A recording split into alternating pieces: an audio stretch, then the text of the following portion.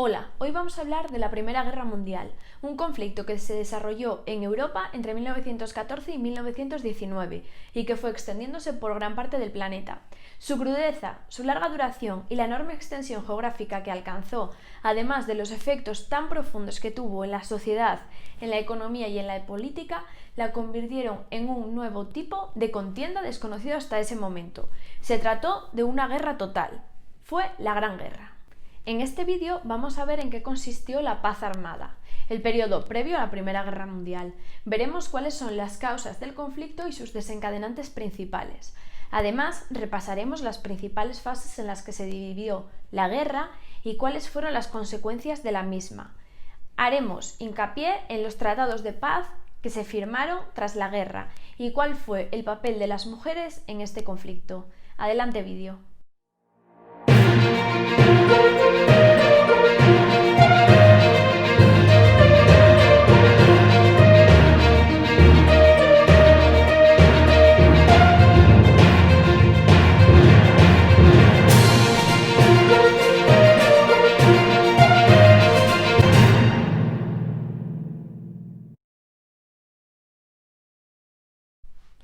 La Gran Guerra fue un conflicto de una nueva naturaleza hasta entonces.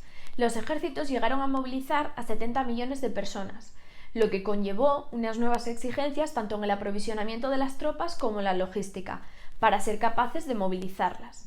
Los militares venían de ganar las guerras coloniales y no estaban preparados para el nivel de desarrollo militar que se estaba dando en Europa. Tuvo un carácter planetario y provocó millones de víctimas. Fue una contienda bélica muy tecnificada y agotadora, porque implicó muchos años de guerra y llegó a afectar a gran parte de la población civil de las potencias en beligerancia. En la Primera Guerra Mundial participaron todas las grandes potencias y todos los estados europeos excepto España, los Países Bajos, los escandinavos y Suiza. Además, diversos países de ultramar enviaron tropas, en muchos casos por primera vez, a luchar fuera de su región. Se movilizó a gran parte de la población en las colonias europeas, lo que conllevó que muchísimas personas fueran extraídas de sus hogares, enviadas a Europa a luchar y a morir.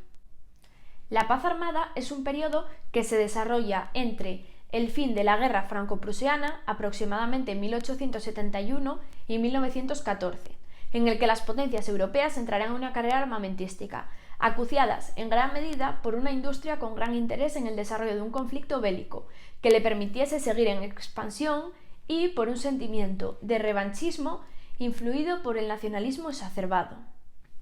Además, la generalización de una educación claramente orientada a fabricar ciudadanos conllevó que toda la población sintiese como propias las afrentas entre las potencias, como el caso de Alsacia y Lorena, dos regiones que Francia había perdido tras la guerra franco-prusiana. Para que os hagáis una idea de la importancia que tuvo tanto la escuela primaria como el servicio militar en la construcción de una predisposición por parte de la población a participar en la guerra, es muy sugerente una cita del historiador Hobsbawm que dice: junto con la escuela primaria, el servicio militar era el mecanismo más poderoso de que disponía el Estado para inculcar un comportamiento cívico adecuado y, sobre todo, para convertir al habitante de una aldea en un ciudadano patriota de una nación. La escuela primaria y el servicio militar conllevaron la construcción de un sentimiento nacionalista exacerbado. Las causas que condujeron a la Primera Guerra Mundial fueron principalmente económicas, políticas e ideológicas. Entre las causas económicas debemos destacar la carrera entre las diferentes potencias por la hegemonía industrial, como consecuencia de la Segunda Revolución Industrial que a su vez llevaba pareja una competencia cada vez mayor en los mercados exteriores, creando así una tensión entre las potencias capitalistas. Gran Bretaña, hasta entonces hegemónica de forma indiscutible, comienza a preocuparse por el desarrollo económico industrial que está alcanzando Alemania, que consigue avanzar en los mercados internacionales y sus exportaciones hacen peligrar las inversiones inglesas y francesas. Igualmente, Alemania trata por todos los medios de hacerse con una flota naval que pueda hacer frente a la inglesa, dado que las rutas comerciales estaban dominadas en general por Gran Bretaña. La lucha por hacerse con el control de los mercados internacionales llevará a las potencias imbuidas de un fervor patriótico a disputar el terreno económico por las armas si fuese preciso. Entre las causas políticas podemos destacar el revanchismo. Tras la guerra franco-prusiana de 1870 y la pérdida de las zonas de Alsacia y Lorena, los franceses se verán amenazados por Alemania y deciden firmar acuerdos con diferentes potencias como Rusia en 1892 e Inglaterra en 1904. La Triple Entente se conformará en 1907. Los tratados que se firmarán progresivamente entre los diferentes países incluyen cláusulas secretas que garantizan el apoyo en caso de conflicto, arrastrando así a las diferentes potencias a la guerra. Se firmará en 1888 un acuerdo entre Alemania, Austria-Hungría e Italia, conformando la Triple Alianza. La rivalidad entre las potencias coloniales aumenta las tensiones internacionales. Se producen choques de intereses entre Francia y Alemania en Marruecos, produciéndose la primera y segunda crisis marroquíes entre 1905 y 1911. Se convierten en demostraciones de fuerza entre los diferentes países europeos. En la zona de los Balcanes, la pérdida de influencia del Imperio otomano entra en confrontación con las aspiraciones nacionalistas y las tentativas de ocupación por parte de Rusia y del Imperio austrohúngaro. La creciente oposición del Imperio austrohúngaro y del Imperio ruso en la zona del Danubio se producía al mismo tiempo que la desmembración del Imperio otomano. El expansionismo austriaco chocaba con Rusia y la desconfianza francesa y británica aumentaba. La seguridad del apoyo alemán había permitido a Austria-Hungría un imperio multinacional que ya contaba con las provincias balcánicas de Eslovenia y Croacia, proceder a la anexión unilateral de la exprovincia otomana de Bosnia-Herzegovina, produciéndose así dos sucesivas guerras en la zona, entre 1912 y 1913. La desconfianza de Austria-Hungría por la influencia serbia no paraba de aumentar.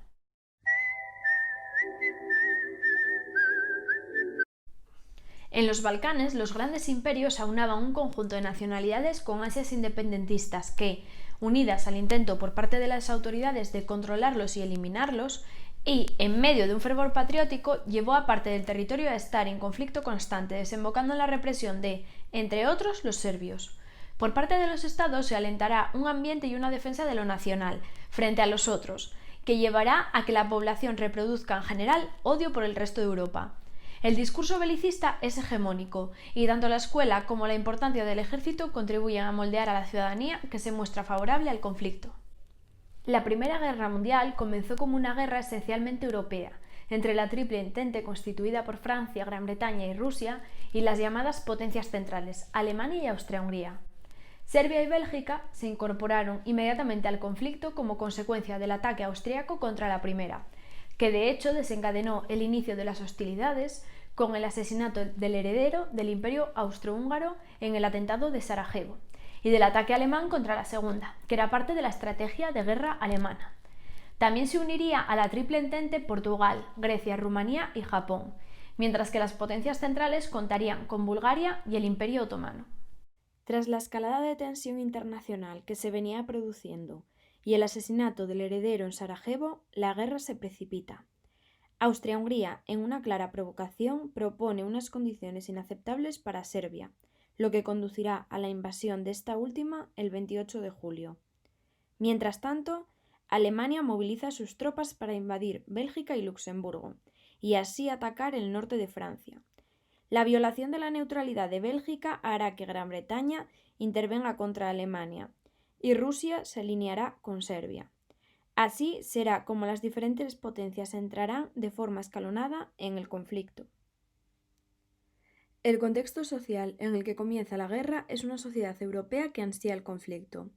La maquinaria propagandística que había sido puesta en marcha funcionaba y empujaba a la población a buscar la revancha. Todo el mundo creía un conflicto rápido y una salida de la guerra en pocas semanas. Los países eran por aquel entonces imperios que dominaban buena parte del mundo y pecaron de una confianza excesiva. Pero, ¿estaba todo el mundo a favor de la guerra? Lo cierto es que no. El socialismo, organizado a través de la Segunda Internacional, debatió en la Conferencia de Basilea en 1912 sobre la posibilidad de que se desencadenase una guerra mundial, ante lo que se decidió posicionarse en contra y negarse a combatir en el frente. Las palabras de Lenin, revolucionario bolchevique, sobre el conflicto son muy duras. tachándola de guerra de rapiña. También Rosa Luxemburgo fue clara y se posicionó siempre en contra de la guerra. No obstante, existían otras posiciones, que terminaron ganando cuando, al abrirse el conflicto, acudieron a luchar con sus naciones. Jean Jaurès fue un socialista francés que siempre se opuso a la guerra, pero que en una sociedad que tachaba de mal patriota a quien no quería combatir fue asesinado. Las características principales de la Primera Guerra Mundial son las siguientes. Fue una guerra total, todo el planeta se vio implicado. Tuvo una duración muy larga. Se produjeron innovaciones tecnológicas en la maquinaria bélica. La movilización e implicación de la población civil fue alta. Se puso en práctica el uso de la propaganda, que se desarrollará aún más ampliamente en la Guerra Civil Española y la Segunda Guerra Mundial. La propaganda tenía como objetivo deshumanizar al enemigo para que fuese más sencillo que la población de los diferentes países se declarasen favorables a la guerra. La primera fase de la guerra será conocida como la Guerra de Movimientos. El plan alemán consistía en aplastar rápidamente a Francia en el oeste y luego actuar con la misma rapidez en el este para eliminar a Rusia antes de que el imperio pudiera movilizar a todas sus tropas. La idea de Alemania era llevar a cabo una campaña relámpago. El ejército alemán penetró en Francia por diversas rutas, atravesando entre otros el territorio de la Bélgica neutral, y solo fue detenido a algunos kilómetros al este de París, en el río Marne, 5 o 6 semanas después de que se hubieran declarado las hostilidades. En la batalla de las fronteras, entre el 16 y el 23 de agosto de 1914, el ejército alemán venció a las tropas aliadas avanzando sobre Bélgica. Sin embargo, se vio frenado por la resistencia de los belgas, que retrasaron el avance alemán y por las dificultades logísticas para desplazar un ejército tan grande. En la batalla de Tannenburg, entre el 24 y el 29 de agosto, se enfrentaron los ejércitos alemanes y rusos, siendo la victoria para los primeros. En el frente occidental, la batalla del Marne, en septiembre de 1914, consiguió que los franceses contuviesen a los alemanes. El plan Ziegfeld había fracasado. Los franceses, apoyados por los belgas que habían sufrido la primera embestida alemana y por un ejército de tierra británico, improvisaron una línea de trincheras y fortificaciones defensivas que se extendían desde Suiza hasta la costa del Canal de la Mancha en Flandes, dejando a los alemanes una extensa zona de la parte oriental de Francia y Bélgica. Las posiciones apenas se modificaron durante los 3 años y medio siguientes. Esta etapa fue conocida como la Guerra de Trincheras. Se trataba del frente occidental, que se convirtió en uno de los lugares más mortíferos de la guerra, donde se desarrollaron las batallas más grandes y con mayor pérdida de vidas humanas. Millones de personas se enfrentaban desde las trincheras, formadas por sacos de arenas, bajo las que vivían con ratas y piojos en condiciones miserables. Entre febrero y julio de 1916, los alemanes intentaron sin éxito romper la línea defensiva en Verdún, en una batalla en la que se enfrentaron 2 millones de soldados y en la que hubo cerca de 1 millón de bajas. El general francés Pétain, quien sería posteriormente colaboracionista en la Segunda Guerra Mundial, quería retirarse de la zona por la inutilidad de mantener ese lugar, pero el presidente de la República quiso conservarla a cualquier precio. Sería una de las peores batallas de la guerra y sin duda una de las más inútiles. La ofensiva británica en el Somme, cuyo objetivo era obligar a los alemanes a desistir de la ofensiva en Verdún, costó a Gran Bretaña 420.000 muertos, 60.000 solo en el primer día de batalla. Todo lo que se ganaba en los combates eran aldeas y unos pequeños kilómetros, que a veces se ocupaban por la mañana y se abandonaban por la noche, a costa de una gran pérdida de vidas humanas. El resultado final de este proceso fue conseguir avanzar 10 kilómetros. El idealismo murió en el Somme. No hubo más voluntarios llenos de entusiasmo. Habían perdido la fe en su causa, en sus jefes, en todo excepto en la lealtad hacia sus camaradas de combate. En 1917, tras estas batallas tan cruentas, se generalizaron los motines. En Alemania, en abril de 1917, 300.000 obreros se declaraban en huelga. Sin embargo, este mismo año estallaba la Revolución Rusa y caía el frente oriental, con la derrota de Rumanía. Los aliados habían recibido los refuerzos norteamericanos, preparando un contraataque. Bulgaria capituló el 30 de septiembre. Turquía el 30 de octubre y Austria-Hungría cedió ante Italia el 3 de noviembre. Alemania se veía sola y tenía una bomba de relojería interna, un movimiento revolucionario que tenía como ejemplo a los rusos. En el ejército abundaban las deserciones y otros se negaban a seguir combatiendo. La situación interior era cada vez de mayor tensión, puesto que la clase obrera estaba decidida a acabar con aquella guerra. Los dirigentes industriales temían que el país siguiese el mismo camino que el de Rusia. El 11 de noviembre, de forma definitiva, se firmó el armisticio. El Tratado de Versalles, firmado con Alemania en 1919, conllevó la desaparición del imperio. Las medidas más significativas de este tratado fueron las siguientes. Las colonias pasaron a las potencias vencedoras.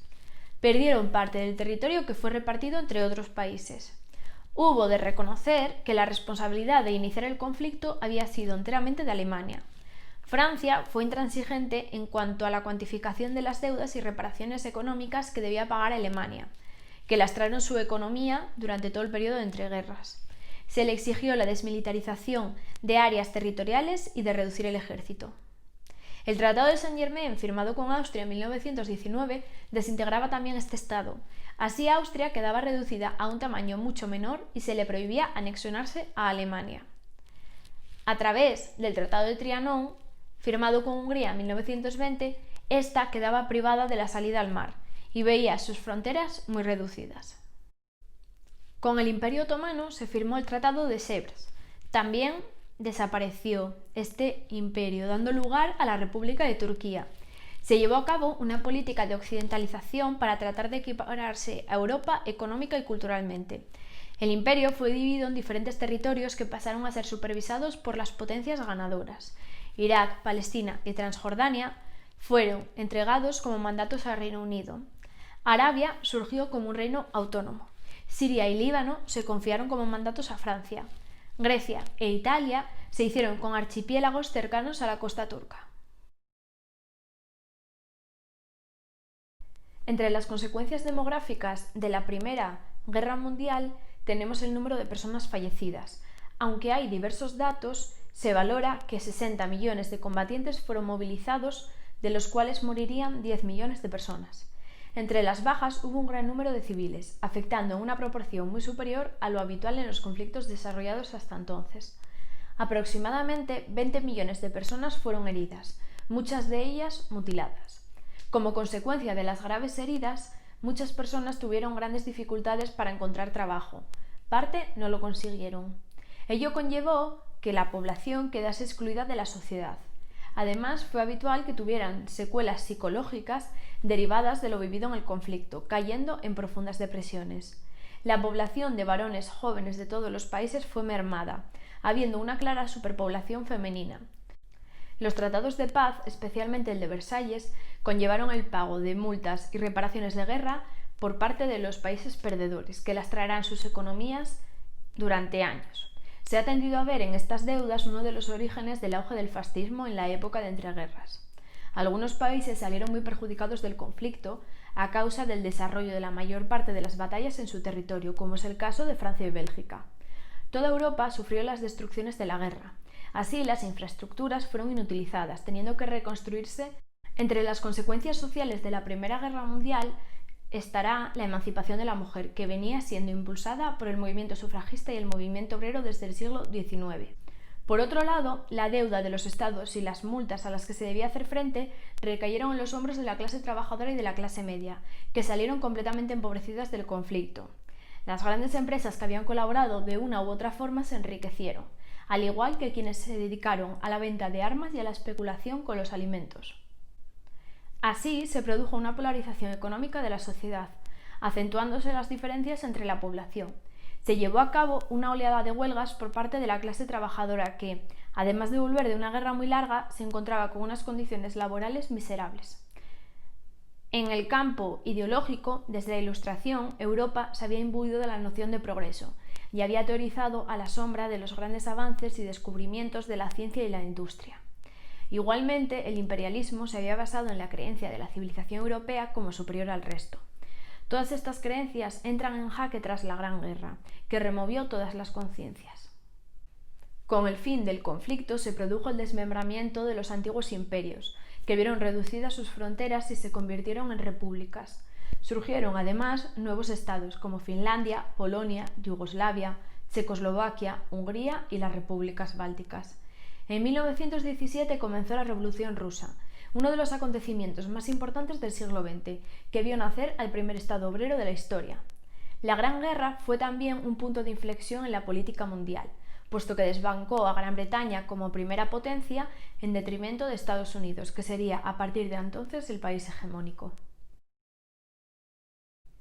Otra de las consecuencias de la Primera Guerra Mundial fue la creación de la Sociedad de Naciones, uno de los antecedentes de la ONU. Se concibió como una organización internacional destinada a evitar una nueva guerra, velando por el mantenimiento de la paz mundial. Fue un organismo completamente ineficaz. Estados Unidos no participó porque el Senado vetó su integración, y de forma progresiva, de los países que inicialmente habían conformado este organismo, fueron abandonándolos progresivamente hasta 1939. El estallido de la Segunda Guerra Mundial en este año confirmaría su fracaso. Como ya comentamos, durante la Primera Guerra Mundial, el envío masivo de varones al frente dejó a las mujeres en los núcleos de población.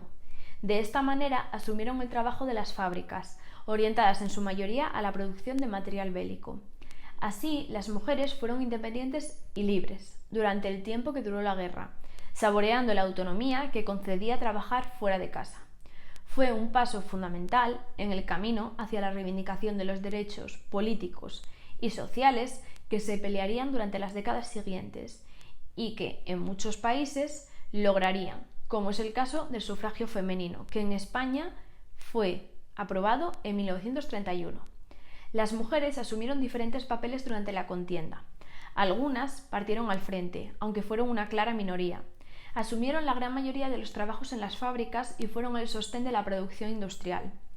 En el frente se encargaron de las labores de cuidados, trabajando como enfermeras y fueron indispensables para sostener la vida. La barrera que separaba los trabajos masculinos de los femeninos se quebró. Las mujeres trabajaron en las minas, en el ferrocarril, de conductoras,